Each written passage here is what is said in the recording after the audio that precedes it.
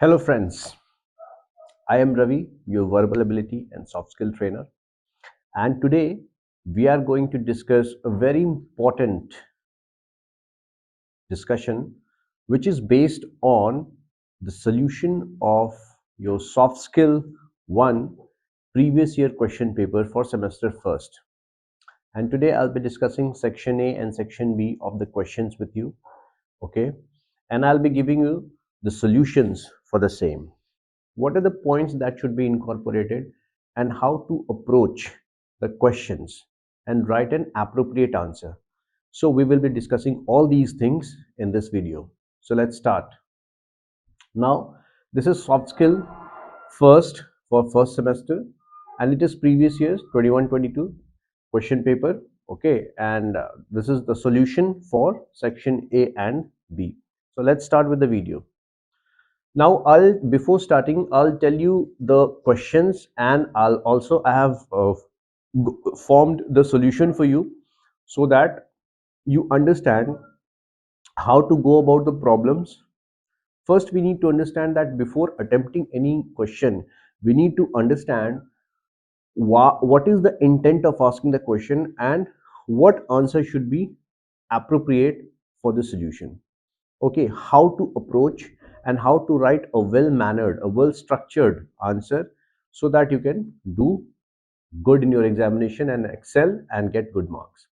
So let's start with the first question. If I say now this is a brief if I say question paper, section A and section B both are incorporated here. It is shown over there. Now it says section A is of 20 marks. Okay, 10 questions are there, each containing 2 marks, right? So it is of 20 marks, and section B is of 30 marks, having 10 questions of 3 marks each. Total 50 marks questions today we are going to discuss.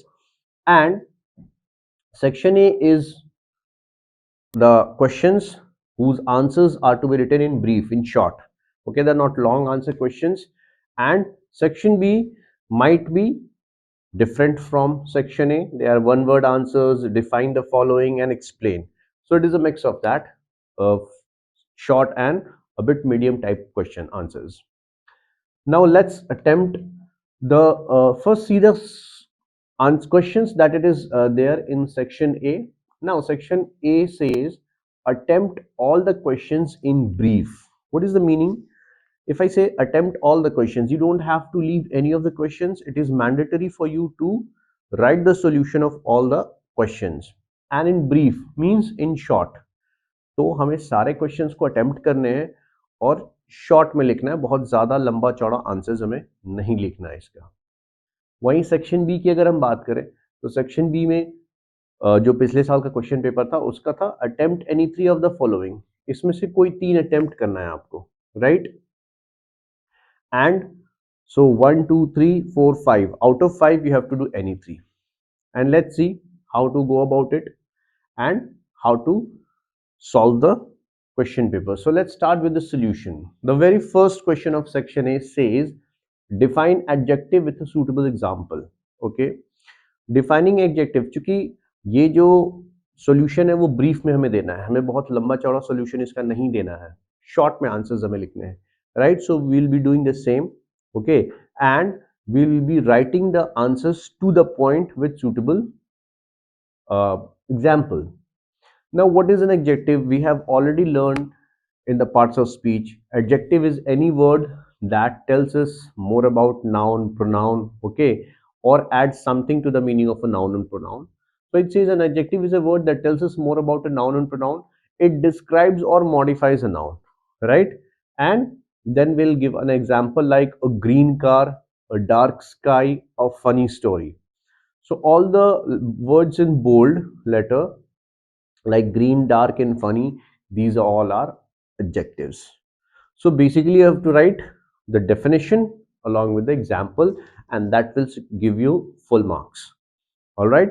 So this is the first question, the solution of the first question. Next it says, what do you mean by the term proxemics? Okay, proxemics से क्या मतलब समझते हैं आप? Now, what is proxemics? proxemics, it says it is the proximity in human interaction. Okay, the proximity means the distance maintained.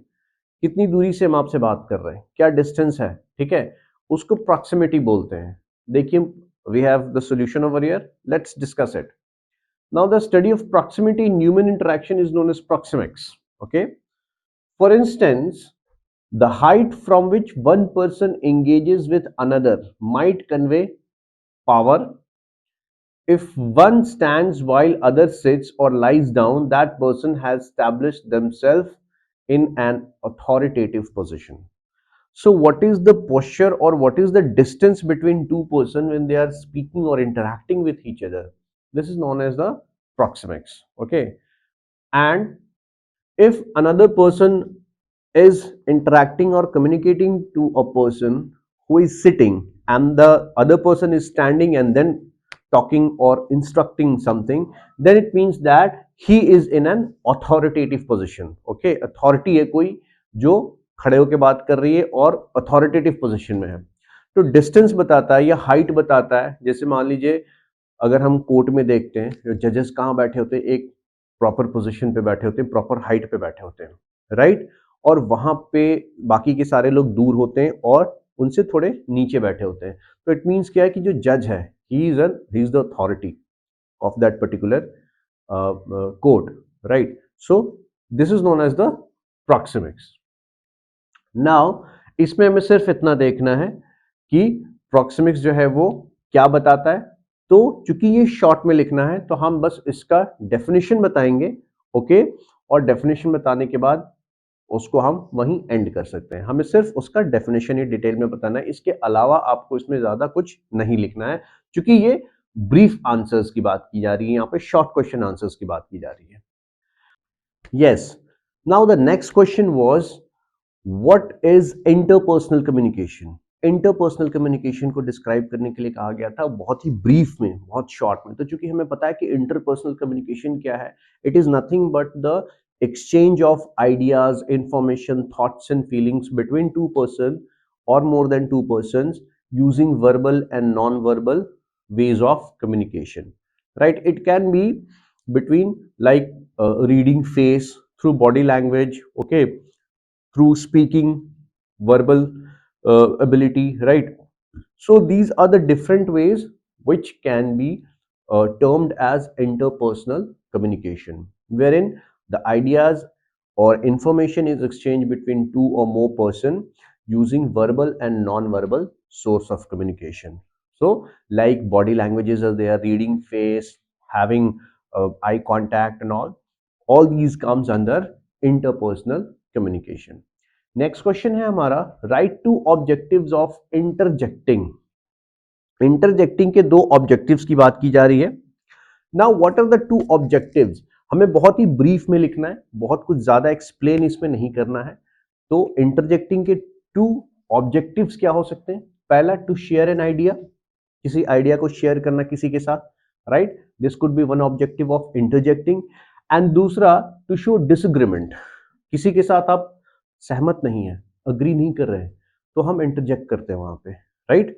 So these are the basic two objective, very common, ठीक है, two objectives which are the objectives of इंटरजेक्टिंग.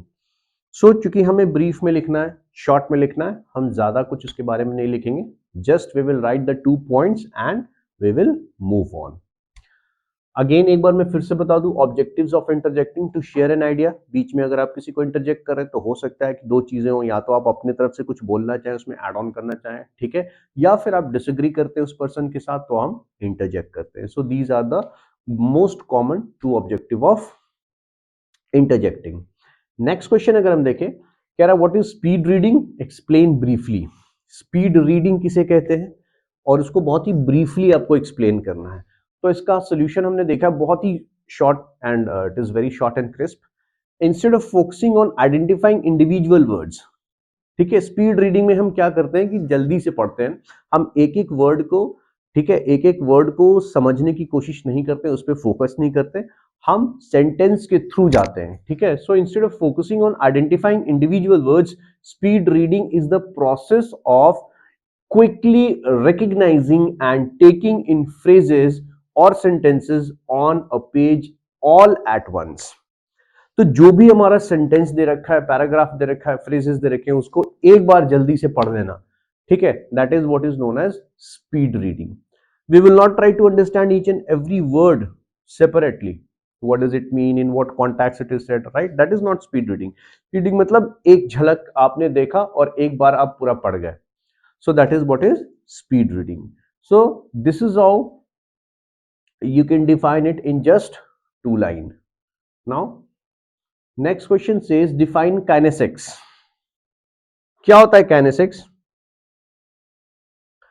Now अगर हम kinesics की बात करें, basically ये body के physical movement की बात करता है, ओके और इसको भी बहुत हम शॉर्ट में डिफाइन कर सकते हैं, जैसा मैंने सॉल्यूशन तैयार किया है. It is defined as the study of body's physical movement. हमारी बॉडी का जो फिजिकल मूवमेंट है, जैसे हैंड का मूवमेंट, गले का मूवमेंट, सर का मूवमेंट, पैर का movement, body movement, okay. So defined as the study of body physical movement. ये जो फिजिकल मूवमेंट्स है, इसके स्टडी को हम काइनेसिक्स कहते हैं. Simply it is the way body communicates without words. और जैसे इन मूवमेंट का हम यूज करते हैं कम्युनिकेशन में, how to communicate with people through your body movements, okay, that is through various movements of his parts is known as kinesics. तो kinesics में हम अपने फिजिकल बॉडी मूवमेंट्स की बात करते हैं और हम कैसे उसको कम्युनिकेशन में ला सकते हैं, उसको इस्तेमाल कर सकते हैं, उसकी पूरी स्टडी, डिटेल स्टडी जो होती है वो काइनेसिक्स के अंदर आती है. तो अगर हम डिफाइन करना हो तो हम एक लाइन में इसको डिफाइन कर सकते हैं, the study of body's physical movements. Simply it is the way body communicates without words, that is through various body movements और इट्स पार्ट्स. बिना बोले बॉडी मूवमेंट्स के थ्रू, फिजिकल मूवमेंट्स के थ्रू आप लोगों से कम्युनिकेट करते हैं. That all the study of all these comes under kinesics, right. Next question अगर हम देखें, what do you mean by the term time management. Time management से क्या समझ में आता है? बहुत ही सिंपल है, बहुत ही आसान है. टाइम मैनेजमेंट क्या होता है, इसको अगर हम 2 लाइन में डिफाइन करना चाहें, क्योंकि ब्रीफ आंसर्स है, ब्रीफ आंसर मांगा गया हमसे. तो time management refers to the managing time effectively. अपने समय को सही से मैनेज करना, इफेक्टिव मैनर में मैनेज करना, so that the right time is allocated to the right activity, ताकि हम सही समय सही चीज पे दे सकें. जो एक्टिविटी में जितना टाइम लगना चाहिए हम उतना टाइम उस पर डिवोट करें. इसी को कहते हैं टाइम मैनेजमेंट. बहुत लोग इसको नहीं कर पाते हैं time management, right. They don't know for how long they should sleep, they don't know for how long they should study, they don't know for how long they should go to gym और exercise, they don't know for how long they should watch movie और television, something like that, right. And they are confused and perplexed every time. So time management is one such thing which we need to understand and which we need to practice.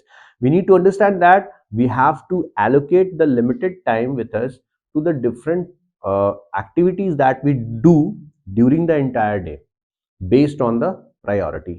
जो भी priority basis पे हम काम करते हैं पूरे दिन में, हर उस काम को थोड़ा थोड़ा समय दें उसकी प्रायोरिटी के हिसाब से, उसी को हम कहते हैं time management. Effective time management allows individuals to assign specific time slots to activities as per their importance.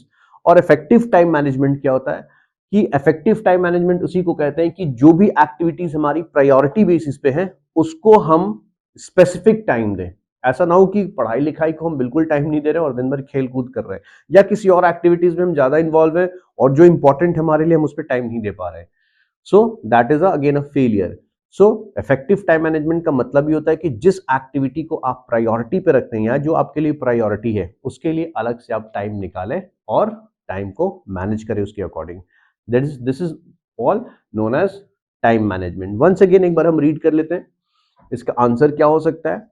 Time management refers to the managing time effectively so that the right time is allocated to the right activity. हमेशा ध्यान रखिएगा जो चीज right time right activity, सही समय सही चीज पे दिया जाए, सही एक्टिविटी पे दी जाए जो आपकी प्रायोरिटी है.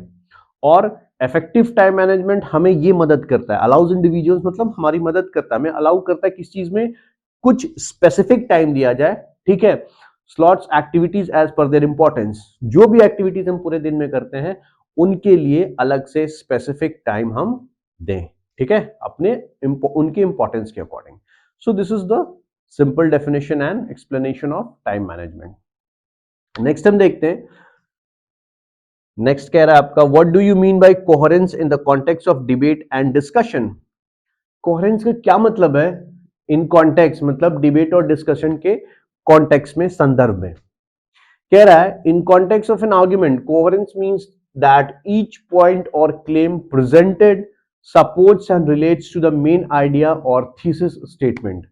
तो कोहेरेंस का मतलब यहाँ पे सिंपल भाषा में हम ये समझ सकते हैं कि अगर कोहेरेंस आर्गुमेंट की अगर हम बात करें, जैसे डिबेट या डिस्कशन की हम बात करें, तो जो भी पॉइंट्स हम दे रहे हैं, ठीक है, अपने डिबेट या डिस्कशन में, आर्गुमेंट में, वो हमारे जिस चीज को हम जस्टिफाई करना चाहते हैं उसको प्रूव करें, उसको जस्टिफाई कर सके। Whatever points, whatever arguments we are producing in favour of something, it should support it, it should justify that thing. This is known as coherence. जैसे मान लीजिए होता है कि आपका टॉपिक कुछ और है और आप बोल कुछ और रहे हैं, so that is not coherence. You are not coherent with your topic. आप जिस चीज के ऊपर बोलना चाहते हैं, किसी चीज का फेवर में बोलना चाहते हो, तो आप उसके फेवर में पॉइंट्स देंगे। अगर आप उसके अगेंस्ट बोलना चाहते हैं तो आप उसके अगेंस्ट पॉइंट देंगे, ठीक है, that will justify the statement. Now the arguments and evidence are logically connected. जो भी arguments या evidence होगा वो एक दूसरे से connected होता है, and there is a clear progression of ideas, और धीरे धीरे ideas जो है वो उससे relate होती जाती है, progress होती जाती है। This helps the audience follow the line of reasoning and makes the argument more persuasive. इससे क्या होता है, ऑडियंस जो है वो उस लाइन को, उस लॉजिक को समझती है और उसके अकॉर्डिंग वो लोग रीजनिंग करते हैं और डिबेट और डिस्कशन को आगे बढ़ाते हैं। So this is what it means to be in coherence in context of debate and discussion. So debate and discussion में जो भी पॉइंट्स या जो हम अपने तरफ से तर्क रख रहे हैं सामने, वो हमारे मैटर को या जिस चीज को हम जस्टिफाई करना चाहते हैं वो उसके अकॉर्डिंग होना चाहिए, उसको जस्टिफाई करे। That is what it is meant by incoherence in context of debate and discussion, right? Next question देखते हैं, कह रहा है question number 9, convert the following sentences into corresponding passive voice. Active passive voice आपने grammar में पढ़ा होगा, right? तो यहां पे हमें क्या करना, हमें पैसिव वॉइस में सबको चेंज करना है, यानी ये सेंटेंस जो है वो एक्टिव वॉइस में दिया हुआ है और इसको पैसिव वॉइस में चेंज करना है। तो सेंटेंसेस देख लेते हैं। एवरी बॉय टोल्ड अ लाई, ओके, एवरी बॉय टोल्ड अ लाई एक्टिव वॉइस है। अब इसको पैसिव में चेंज करेंगे, a lie was told by every boy, right? Again it is a right statement. So every boy told a lie, इसका क्या हो जाएगा solution, a lie was told by every boy. So this is in passive voice. Again there is a sentence, they will do the work, the work will be done by them. ठीक है, इसको passive में करेंगे तो हम क्या हो जाएगा, the work will be done by them. Simple, very simple.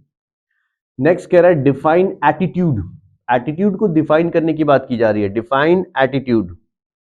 Now what is attitude? It says it refers to psychological construct that represents an individual's general evaluation, feelings और opinions about people, object, events or ideas. Attitudes are formed through a combination of belief, value, experiences and social influences, and they can influence one's thoughts, emotions and behaviors. मैं चाहता हूं आप लोग एक बार इसको read कर ले, समझे कि एटीट्यूड को हम कैसे डिफाइन कर सकते हैं। देखिए कह रहा है attitude is a psychological construct that represents an individual general evaluation. ये हमारा साइकोलॉजिकल कंस्ट्रक्ट होता है जो हमारे दिमाग में पहले से बना होता है, किस चीज को, जो हमारे दिमाग में धारणाएं चली आती हैं उसके बेसिस पे जो हम अपनी राय बनाते हैं किसी एक इंसान या किसी एक चीज के प्रति, उसको हम एटीट्यूड बोलते हैं। जैसे अगर मेरा फ्रेंड बहुत अच्छा है तो मेरा एटीट्यूड उसके प्रति बहुत अच्छा होगा। अगर मेरा फ्रेंड मुझे पसंद नहीं करता या वो मेरे से हमेशा चीट करता है, then my attitude towards him will be different. So whatever things we have perceived or images or thinking that we have against a person or a particular thing, based on that the attitude develops. तो attitude जो है वो सामने वाले पे depend करता है कि आपका attitude कैसा होगा। So it is a psychological construct, मतलब ये हमारे दिमाग में बनने वाली चीज है, साइकोलॉजिकली बनती है, जो किसी इंसान के इवैल्यूएशन के बारे में, फीलिंग्स एंड ओपिनियंस के बारे में बताती है, ऑब्जेक्ट्स, इवेंट्स और आइडियाज के बारे में, right? So it tells us about the evaluation of feelings, opinions about people, objects and events और आइडियाज। किसी चीज के बारे में इवैल्यूएशन करते हैं, इंडिविजुअल्स जनरल इवैल्यूएशन, फीलिंग्स और ओपिनियंस अबाउट पीपल, ऑब्जेक्ट, ठीक है? तो हमारी इवैल्यूएशन या फीलिंग्स या मेंटालिटी, सोच क्या है, उनके प्रति व्यवहार क्या है, किसी एक खास चीज को अगर हम ध्यान में रख के देखें तो उसी को एटीट्यूड कहते हैं। और ये साइकोलॉजिकली हर इंसान के दिमाग में अपने आप डेवलप करता है based on what they perceive about other things, people और object, right? Attitude are form through combination of believe, और ये ऐसे नहीं बनता है, ये बिलीफ के थ्रू बनता है, वैल्यूज के थ्रू बनता है, जो हम दूसरों में देखते हैं, ऑब्जर्व करते हैं और वो जैसा हमारे साथ व्यवहार करते हैं, ठीक है? Experience and social influences as they can influence one's thought, emotion and behaviours. तो जो भी सोशल इन्फ्लुएंसेस है हमारे में, एक्सपीरियंस है, जो भी वैल्यूज हम अपने लाइफ में परसीव करते हैं, ठीक है, उसके बेसिस पे साइकोलॉजिकली हमारे दिमाग में कंस्ट्रक्ट हो जाता है और ये हमारे थॉट्स को, इमोशंस को और बिहेवियर्स को इन्फ्लुएंस करता है, इफेक्ट करता है। सो this is what attitude is all about.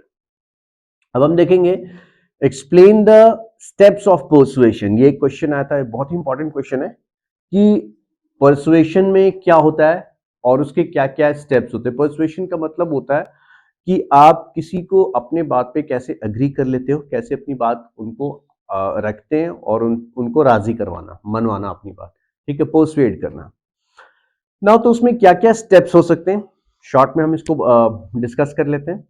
Establish credibility, पहले आपको अपनी क्रेडिबिलिटी स्टैब्लिश करनी होगी, अपने आप को एक genuine and reasonable person establish करना पड़ेगा, अपनी क्रेडिबिलिटी साबित करनी पड़ेगी दूसरों के सामने। नेक्स्ट कह रहा है अंडरस्टैंड योर ऑडियंस, अपने ऑडियंस को समझने की कोशिश कीजिए कि उनकी क्या थॉट है, क्या थिंकिंग है, वो क्या चाहते हैं। Grab attention, then you have to take the attention, sole 100% attention जो है वो आपकी तरफ होना चाहिए। फोर्थ पॉइंट कह रहा है प्रेजेंट अ क्लियर मैसेज, जो भी आप उनको मैसेज देना चाहते हैं, बताना चाहते हैं, वो बिल्कुल ही क्लियर होना चाहिए। प्रोवाइड एविडेंस, और जो आप बोल रहे हैं उसके लिए आप उनको एविडेंस भी दीजिए, ठीक है? एविडेंस देंगे तभी वो आपकी बात को मानेंगे। नेक्स्ट कह रहा है एड्रेस काउंटर आर्गुमेंट्स, अगर कोई आपसे उस पर सवाल जवाब करता है तो उसको एक सेटिस्फैक्टरी आंसर प्रोवाइड कीजिए, okay? Then only once he will be satisfied with your answer, then he will agree to your point. Next is appeal to emotions, ठीक है, अपील करना इमोशंस पे कि जो आपके इमोशंस हैं वो सही हैं, गलत हैं, उसको जस्टिफाई करना। Provide a call to action, अगर हम बात करें, provide a call to action, ठीक है? किसी एक्शन अगर कोई हो रहा है या कोई रिएक्ट कर रहा है आपकी बातों पे, तो उसको आप सेटिस्फाइड कीजिए, उसको जवाब दीजिए। यूज सोशल प्रूफ, आप सोशल जो हमारे समाज में चल रहा है उस वहां से कोई एग्जाम्पल लेके, रियल लाइफ एग्जाम्पल लेके आप उनको समझा सकते हैं, ठीक है, अपनी बात परसुएड करने के लिए। और लास्टली कह रहा है follow up and reinforce, once you have done all these things, then आपको फॉलो अप करना होता है, रीचेक करना होता है और आपको फिर रीइंफोर्स करना होता है अपनी बात को, ताकि वो उसको एग्री करे और मान ले। So these are the 10 steps involved in persuasion theory. क्या क्या है 10 स्टेप्स? पहला हम देखते हैं establish credibility, understand your audience, grab attention, present a clear message, provide evidence, address counter arguments, appeal to emotions, provide a call to action, use social proof, and the last is follow up and reinforce। तो मैं चाहता हूं आप लोग इसकी एक screenshot ले लें, ठीक है? This is very important. फिर हम नेक्स्ट आगे बढ़ते हैं। नेक्स्ट कह रहा है describe the paralinguistic feature of voice dynamics, okay, very important question. Describe the paralinguistic features of voice dynamics. So जो हमारी वॉइस है, जिस तरीके से हम बोलते हैं, ठीक है, उसके पैरालिंग्विस्टिक फीचर्स को एक्सप्लेन करने के लिए कह रहा है। लिंग्विस्टिक में मतलब वो जो वॉइस में मॉड्यूलेशंस होते हैं, हम कैसे बोलते हैं, ठीक है, क्या क्या कंपोनेंट्स और एलिमेंट्स इन्वॉल्व होते हैं। तो कह रहा है some paralinguistic features of voice dynamics are as follows. Number 1 pitch, ठीक है, फिर वॉल्यूम है, टेम्पो है, रिदम है, पिच कितना ऊपर नीचे होना चाहिए, वॉल्यूम कितना ज्यादा तेज होना चाहिए, टेम्पो क्या आप जल्दी जल्दी बोल रहे हैं या धीरे धीरे बोल रहे हैं, रिदम में बोल रहे हैं या नहीं बोल रहे हैं, ठीक है। देन इंटोनेशन आपका सही है या गलत है, articulation whether you are able to articulate things properly when spoken, accent और एम्फेसिस, ये सारी चीजें मिलकर क्या बनती है, हमारी वॉइस डायनेमिक्स बनाती हैं। जिसपे अगर आप जैसे मान लीजिए आप किसी सब्जेक्ट पे कोई स्पीच दे रहे हो या कोई किसी ऑडियंस को आप एड्रेस कर रहे हैं, तो ये सारी चीजें जब तक आपकी सही नहीं होंगी, जब तक एक दूसरे से अग्री नहीं करेंगी, तो फिर आपका वॉइस डायनेमिक्स जो है वो सही नहीं होगा, and the audience will not be able to recognize you, interpret you, or follow your words. So these are some of the paralinguistic features of voice dynamics. एक बार आप लोग इसकी स्क्रीनशॉट ले लीजिए। नेक्स्ट नीचे कह रहा है use effective use of these features can greatly enhance communication and facilitate better understanding and engagement between individuals. तो मैं हट जा रहा हूं, मैं चाह रहा हूं आप लोग इसका एक स्क्रीनशॉट ले लें। ओके तो अगर हम इन सबको मिलाकर जो भी 8 चीजें हैं, pitch, volume, tempo, rhythm, intonation, articulation, accent and emphasis, इसको हम इफेक्टिव यूज करें, ठीक है, तो ये कम्युनिकेशन को बेटर बनाता है, फैसिलिटेट करता है कि जो आपके लिसनर्स है वो आपको अच्छे से सुनते हैं, ओके, और समझ सकते हैं आपको। So these are some important paralinguistic features of voice dynamics. Next question देखते हैं। अब ये थोड़ा सा ग्रामर का पार्ट आ गया इसमें, राइट। क्या कह रहा है, fill in the blanks as per the instructions given. जैसे आपके ग्रामर में होता है कि कुछ सेंटेंसेस दिया होता है और इंस्ट्रक्शंस दी होती हैं, उसको अकॉर्डिंगली हमें फिल करना होता है। नाउ कह रहा a black and a white cow dash grazing in the field, तो क्या हो जाएगा, a black and a white cow are grazing in the field, ठीक है, चूंकि दो हैं तो आर लगेगा। Bhim was a glutton, provide a suitable question tag. Glutton का मतलब होता है जो बहुत ज्यादा खाता है, ठीक है, एकदम से बहुत ज्यादा खाने वाला जो होता है उसको ग्लटन बोलते हैं। So Bhim was a glutton, suitable question tag, question tag कह रहा है तो हो जाएगा वॉजंट ही वॉज ना, वॉज लगा हुआ है तो वॉजंट ही हो जाएगा, क्योंकि भीम मेल है तो प्रोनाउन यहां पे क्या आएगा, उसकी जगह ही आएगा, right. So Bhim was a glutton, wasn't he. Next, the river was in spate and it dash, spate मतलब बहुत तेजी से पानी बह रहा था नदी में और क्या हो रहा था, इट ओवरफ्लोड, खतरे के निशान से ऊपर बह रहा था पानी, ठीक है, इट ओवरफ्लोड मतलब जरूरत से ज्यादा पानी उसमें था, तूफान या बाढ़ कहीं से आ रही थी। So the river was in spate and it overflowed, overflowed नहीं होगा, overflowed will be the right option. Next हम देखते हैं, neither Sudesh nor her friends, okay, dash going to the party. क्योंकि नाइदर और नॉर जब लगता है तो जो सब्जेक्ट यहां पे है उसके अकॉर्डिंग हम वर्ब चूज करते हैं, क्योंकि यहां हर फ्रेंड्स हैं, बहुत सारे फ्रेंड्स की बात की गई है, दैट इज वाई हम यहां वर लगाएंगे, plural form of the verb. So neither Sudesh nor her friends were going to the party is the right answer, were will be the right answer. Next it says, define the following with suitable example. Define the following with suitable example. Now, पहला कह रहा है adverb, तो adverb को हम define कैसे कर सकते हैं, हमने पहले भी पार्ट्स ऑफ स्पीच वाले वीडियो में पढ़ा है। What is an adverb, adverb is a word that defines a verb, adjective or any adverb in a sentence or adds to the meaning of verb, adjective or another adverb. तो कह रहा है adverb is a word that modifies or describes a verb, adjective or another adverb, ठीक है, it provides information about how, when, where or to what extent an action or condition occurs. तो ये किस चीज के बारे में इंफॉर्मेशन देता है कि कहां, कब, कैसे और किस हद तक कोई एक्शन या कंडीशन होता है। जैसे अगर एग्जांपल हम ले ले, she ran quickly to catch the bus, she ran quickly, वो दौड़ी मगर कैसे दौड़ी, क्विकली, तेजी से दौड़ी बस पकड़ने के लिए। नेक्स्ट कह रहा है in this sentence the word quickly is an adverb that describes how she ran. So ये बता रहा है कि रनिंग जो हो रहा है वो किस तरीके से हो रहा है and what is it all about. Next देख लेते हैं, प्रोनाउन को कह रहा है डिफाइन करने के लिए। प्रोनाउन हमें मालूम है प्रोनाउन क्या होता है, बिल्कुल फर्स्ट वीडियो में मैंने आपको बताया था प्रोनाउन क्या होता है। Pronoun is a word that is used in place of a noun in order to avoid the repetition of noun again and again. Okay, so a pronoun is a word used in place of noun to avoid repetition or to refer to someone or something already mentioned or understood in the context। किसी को already जब हम mention कर चुके हैं तो बार बार उनका नाम नहीं आए, इस वजह से हम वहां पे प्रोनाउन का यूज करते हैं। ठीक है, pronoun can take a place in specific person object और अ ग्रुप। ये किसी स्पेसिफिक पर्सन ऑब्जेक्ट या ग्रुप के लिए यूज किया जा सकता है। For example John went to the store, he bought some groceries. John जो है वो स्टोर गया और उसने कुछ ग्रोसरीज खरीदी। अगर हम दोबारा यहाँ पे लगा गए John went to the store, John bought some groceries, तो it will be a bit थोड़ा सा ऑकवर्ड फील होगा, ऑकवर्ड लगेगा सुनने में भी और अच्छा नहीं लगेगा। रिपीटेशन बार बार अच्छी नहीं होती है, तो उसकी जगह हम क्या करते हैं, प्रोनाउन का यूज करते हैं।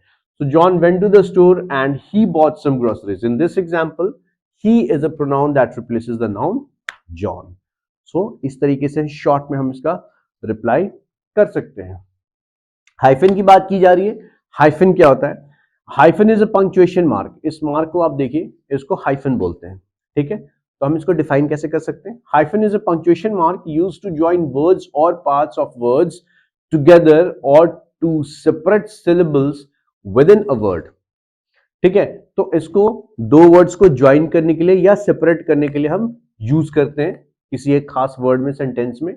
It can be used for various purposes, अलग अलग रीजंस, अलग अलग पर्पसेस के लिए इसको यूज किया जा सकता है। Such as creating compound words. Compound words वो वर्ड्स होते हैं जो दो वर्ड से मिलकर बनते हैं। ठीक है, दो या तीन वर्ड अगर आपस में जोड़ते हैं उनको कंपाउंड वर्ड्स बोलते हैं। इंडिकेटिंग वर्ड ब्रेक्स, अगर किसी वर्ड को आप ब्रेक कर रहे हो बीच में तो वहां भी आप हाइफन यूज कर सकते हो। और connecting prefixes and suffixes to the root word, या अगर किसी रूट वर्ड में आप प्रीफिक्स या सफिक्स यूज कर रहे हैं तो वहां पे हम हाइफन का इस्तेमाल कर सकते हैं। एग्जाम्पल देख लेते हैं। आई हैव अ 3 year old सन। अब देखिए ये कंपाउंड वर्ड है, 3 year old, मेरा बेटा 3 साल का है। ठीक है, I have a 3 year old son, तो 3 year old को जोड़ा गया आपस में using hyphen. Now in this sentence इसका एक्सप्लेनेशन भी दे रखा है। The hyphens connect the words 3 year and old to form compound adjective 3 year old to describe the noun son। सन के बारे में बताने के लिए हमने कंपाउंड वर्ड्स को क्रिएट किया है यूजिंग हाइफन। तो ये रही आपके हाइफन के डेफिनेशंस। नेक्स्ट देखते हैं हमारा जो क्वेश्चन है, explain the qualities of a leader in detail. एक लीडर की क्वालिटीज आपको बतानी, वो भी डिटेल में। अब ये ब्रीफ हम नहीं, क्योंकि ऑलरेडी क्वेश्चन में कह रहा है कि डिटेल में आपको बताना है, तो हम इसके बारे में पॉइंट्स देंगे और फिर उसको आपको एक्सप्लेन करना होगा। तो मैं यहां पे आपको ब्रीफली पॉइंट्स बता देता हूं। ठीक है, कह रहा है the qualities of a leader can vary depending on the context and the specific leadership role. किसी भी लीडर का जो रोल होता है या फंक्शंस होता है वो डिपेंड करता है कि वो किस सिचुएशन या कंडीशन में एक्ट कर रहा है, कहां पे एक्ट कर रहा है और क्या पर्पस है उसका। So the qualities of leader can vary depending on the context and the specific leadership role. किस रोल में वो है, क्या उसकी रिस्पॉन्सिबिलिटीज है और किस कॉन्टेक्स्ट में उसके रोल को या लीडरशिप को डिफाइन किया जाना है। Here are some key qualities of a leader। एक अच्छे लीडर की कुछ क्वालिटीज दे रखी हैं, जैसे विजन, विजन होना चाहिए उनके पास, दूरदर्शिता होनी चाहिए। ठीक है, विजन होना चाहिए। इंटीग्रिटी, लोगों को एक साथ लेके चले, इंटीग्रेट करके चले। कॉन्फिडेंस, उसके अंदर कॉन्फिडेंस होना चाहिए। ठीक है, एक अच्छा लीडर जो है वो फुल ऑफ कॉन्फिडेंस होता है, जो लोगों को मोटिवेट कर सके। Communication, the way of communicating should be very effective in order to make people understand his objective of doing whatever he is doing। Decisiveness, फैसला लेने की समझदारी होनी चाहिए, सही समय पर सही फैसला ले सके। ठीक है, डिसाइसिव हो वो। एम्पथी, दूसरे का दर्द महसूस कर सके। एम्पथी का मतलब होता है to put yourself in somebody else's shoes, किसी के दुख या दर्द को खुद से महसूस करना। ठीक है, तो एम्पथी होना चाहिए उसके अंदर। Next is adaptability, different situations के अकॉर्डिंग वो अपने आप को अडेप्ट कर सके, अपने आप को एडजस्ट कर सके।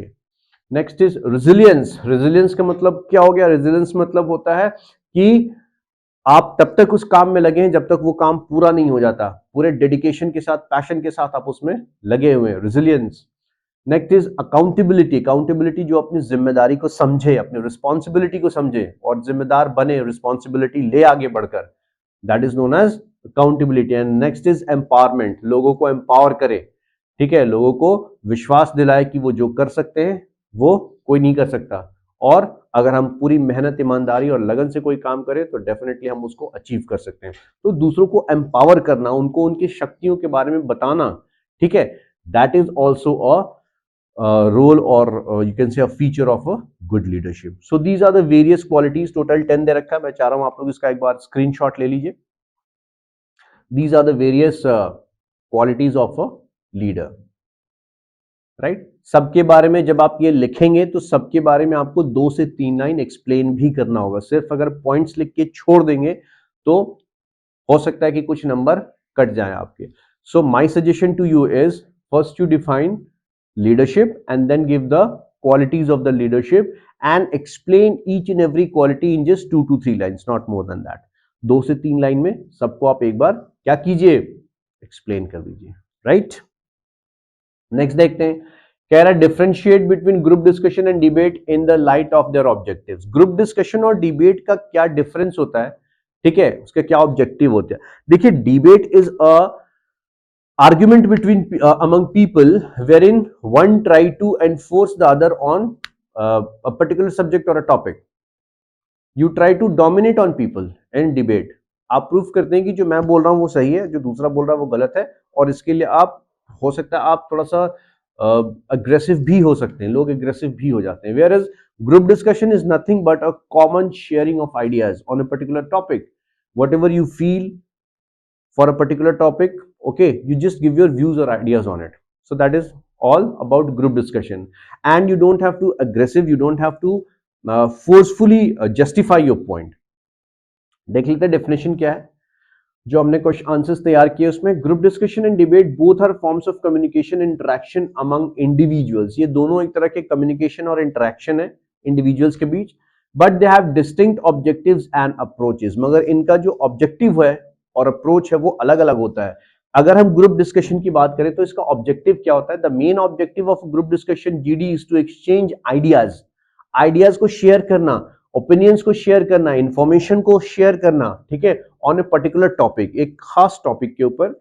It focuses on exploring multiple perspectives, ठीक है, हर इंसान की अपनी सोच होती है और वो सोच वहां पे आप व्यक्त कर सकते हैं, दिखा सकते हैं, generating a comprehensive understanding of the subject matter. और सभी लोग मिलकर अपनी अपनी राय देते हैं उस पर, और एक कॉमन निष्कर्ष निकाला जाता है, कॉमन इन्फरेंस निकाला जाता है। That is what is the main objective of a group discussion is all about. अगर हम वही क्रिएटिव अप्रोच की बात करें, कोऑपरेटिव अप्रोच मतलब क्या हुआ? GD emphasises cooperation and collaboration among participants. ये कोऑपरेशन और कोलैबोरेशन को एनफोर्स करता है जितने भी पार्टिसिपेंट्स होते हैं। The goal is to foster mutual understanding, respect and active listening to create meaningful discussion. और इसका मेन ऑब्जेक्टिव क्या होता है कि लोग एक दूसरे की बातों को सुने, समझे और एक मीनिंगफुल डिस्कशन को क्या किया जाए, प्रैक्टिस किया जाए। कॉमन ऑब्जेक्टिव्स क्या हो सकते हैं? Participants work together towards common goal of gaining insights, analysing different view points and arriving at a collective understanding और सोल्यूशन। तो क्या हो सकता है? Participants work together towards common goal, एक पर्टिकुलर गोल की तरफ सारे पार्टिसिपेंट्स काम करते हैं किसी एक खास टॉपिक को लेके, किसी एक खास मुद्दे पे। उसका हो सकता है उसकी प्रॉब्लम्स को डिस्कस करें, उसके सॉल्यूशंस को फाइंड आउट करने की कोशिश कर सकते हैं with their different view points, but arriving collective understanding of a solution and arriving on a solution which is collectively endorsed by the participants. Next is informal structure होता है GD का। मतलब क्या हुआ? GD tends to have a relatively informal structure with a moderator facilitating the discussion and ensuring that all participants get an opportunity to express their views. इसमें एक moderator होता है जो जीडी को फैसिलिटेट करता है और वो ये इंश्योर करता है कि जितने भी पार्टिसिपेंट्स हैं वो उसमें पार्ट करें, टेक पार्ट लें और उस पे अपने अपने व्यूज को रखें, ठीक। नेक्स्ट हम कह रहे हैं objective, the primary objective of debate. अगर हम डिबेट की बात करें तो डिबेट का प्राइमरी ऑब्जेक्टिव क्या होता है? नाउ डिबेट की अगर हम बात करें तो primary objective of debate is to present arguments and counter arguments on a specific topic. तो यहां पे अगर अब ये डिबेट की हम बात कर रहे हैं तो डिबेट का मतलब है किसी खास मुद्दे पे आर्गुमेंट्स या काउंटर आर्गुमेंट्स देना। वहां पे किसी एक खास निष्कर्ष पे सब लोग मिलकर नहीं आते हैं कि इसका ये इन्फ्रेंस लिखना, नहीं। तो उस पे किसी एक खास मुद्दे पे आप अपनी बात रखते हो और दूसरों को काटते हैं। आप ये समझाने की कोशिश करते हैं कि जो आपका आर्गुमेंट है या जस्टिफिकेशन है that is right and the other one is false. So objective में हम क्या लिख सकते हैं? The primary objective of debate is to present arguments and counter arguments on a specific topic and persuade the audience to support a particular view point. आप मनाते हो, राजी करते हो ऑडियंस को कि उसकी व्यू पॉइंट के, आपके व्यू पॉइंट को वो लोग सपोर्ट करें। कॉम्पिटिटिव अप्रोच क्या होता है इसमें? Debate is a structure and formalised process where participants take opposing positions. It emphasizes logic, reasoning, and persuasion to convince others of the validity of their arguments. Now competitive approach में क्या होता है कि एक स्ट्रक्चर्ड और formalise process है जहां पे जो लोग पार्टिसिपेंट्स हैं वो ऑपोजिंग कैरेक्टर में होते हैं, एक दूसरे का विरोध करते हैं, ठीक है। It emphasises the logic and reasoning and persuasion to convince others. और इसमें लोग अपनी लॉजिक को, रीजनिंग के थ्रू एक दूसरे को अपनी बात पर मनवाने की कोशिश करते हैं, अपनी बात पर राजी करने की कोशिश करते हैं। अगर हम इसका ऑपोजिशनल स्टैंस देखें तो participants in a debate aim to challenge and refute the opposing sides arguments while defending their own position. Oppositional stance ये होता है कि आप अपनी बात को सच प्रूफ कर रहे हो और दूसरों को गलत प्रूफ करना चाहते हो। जो डिबेट में होता है कि आप अपनी बात हर बार सही कर रहा, चाहे आप गलत हो मगर आपके हो सकता है आपके व्यू पॉइंट में आप सही हो, दूसरे के व्यू पॉइंट में आप गलत हो। तो आप अपने व्यू पॉइंट को हर संभव प्रयास कर सकते हैं, हर संभव प्रयास करते हैं सही प्रूफ करने के लिए, सही जस्टिफाई करने के लिए, और दूसरों के दलीलों को, दूसरे के आर्ग्यूमेंट्स को रॉन्ग प्रूफ करने की कोशिश करते हैं, हम लोग रिफ्यूट कर देते हैं। सो ये है बेसिक डिफरेंस हमारा। फॉर्मेट और रूल्स की अगर हम बात करें तो debate follow specific format such as parliamentary और Lincoln Douglas with defined time limits for speeches and opportunity for cross examinations. Rules of decorum and engagement govern the exchange. ना उसमें क्या फॉर्मेट क्या है कि जो डिबेट का फॉर्मेट होता है बहुत ही पार्लियामेंट्री तरह का होता है, ठीक है, जिसमें आप लिमिट्स बताते हो स्पीच की, अपॉर्चुनिटीज की, हर किसी को एक स्पेसिफिक टाइम दिया जाता है और उसी टाइम में आपको अपनी बात कहनी है, प्लस आपको क्रॉस क्वेश्चन भी किया जा सकता है, ठीक है। Rules of decorum and engagement govern the exchange, ठीक है, आपको इसको डेकोरम में रह के डिबेट करना होता है, ठीक है, और उसी डेकोरम और नॉर्म्स के अंडर आपको अपनी बात प्रूफ करनी होती है। एडजुडिकेशन की बात करें, डिबेट्स ऑफन इन्वॉल्व जजेस और अ पैनल ऑफ जजेस who assess the speakers based on their ability to construct persuasive arguments, deliver them effectively and respond to the challenges. यहां पे जजेस भी अपॉइंट किए जाते हैं जो बोलने वाले हैं उनको जज करते हैं उनकी बातों पर, उनकी रीजनिंग पर, उनके तर्क पे, और ये बताने की कोशिश करते हैं कि क्या वो सही है या गलत है। तो लोग इसमें जज भी करते हैं आपको डिबेट में, जो जीडी में नहीं होता।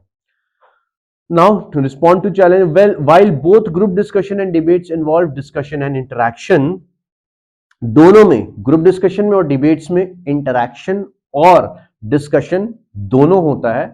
There objectives and dynamics differ significantly, मगर इनका जो ऑब्जेक्टिव होता है और जो डायनेमिक्स होता है, प्रोग्रेशन होता है, वो बिल्कुल ही अलग होता है एक दूसरे से। Group discussion emphasizes cooperation, mutual understanding, exploration of multiple viewpoint. Group discussion में हम क्या देखते हैं कि इसमें लोग एक दूसरे के साथ कोऑपरेट करके म्यूचुअल अंडरस्टैंडिंग के साथ एक कॉमन पॉइंट पे कन्वर्ज होते हैं, ठीक है। एक्सप्लोरिंग मल्टीपल व्यू पॉइंट्स, अलग अलग व्यू पॉइंट्स को लेते हुए एक निष्कर्ष निकाला जाता है, इन्फ्रेंस निकाला जाता है। While debate focuses on presenting persuasive arguments, मगर जो डिबेट होता है वो एक परसुएसिव आर्गुमेंट देता है। परसुएसिव आर्गुमेंट का मतलब हुआ कि आप परसुएड करते हो फोर्सफुली दूसरे को अपनी बात को जस्टिफाई करते हुए, and countering opposing positions in a competitive setting, और दूसरे की बात को काटते हुए, ऑपोजिशन को कट करते हुए अपने पोजिशन को सही प्रूफ करने की कोशिश करते हैं, अपने स्टैंड को सही प्रूफ करने की कोशिश करते हैं in a particular format. So this was the main difference between. So students, this was the solution of section A and B of soft skill first semester question paper of previous year. Now in the next video, I'll tell you the solution of section C, which is long answer questions. Okay, so thank you so much for watching the video. Do like, share and subscribe our channel. Make your learning simple and easy. Thank you so much for watching. Thank you.